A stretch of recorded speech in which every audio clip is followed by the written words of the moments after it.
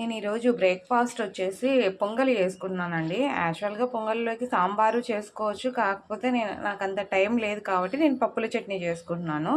దీనికి కావాల్సిన పదార్థాలు పొట్టు తీసి పెట్టుకున్నటువంటి శనక్కాయ పప్పులు, ఆనియన్స్, అల్లం తరుగు కొంచెం, పచ్చిమిర్చి, రుచికి సరిపడా ఉప్పు. నేను కొంచెం తెల్ల పప్పులు కూడా తీసేసుకున్నానండి.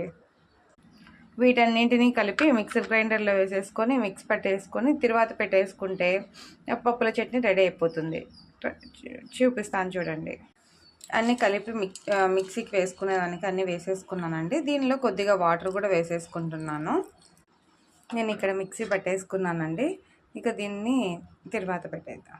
నేను ఇక్కడ ఒక బాణలో ఆయిల్ వేసుకునేసి తిరువాత గింజలు, జీలకర్ర వేసుకున్నానండి. కొద్దిగా కరివేపాకు, ఎండుమిర్చి కూడా వేసుకుంటాను. అంతేనండి. పొంగలిలోకి, ఇడ్లీలోకి ఈ చట్నీ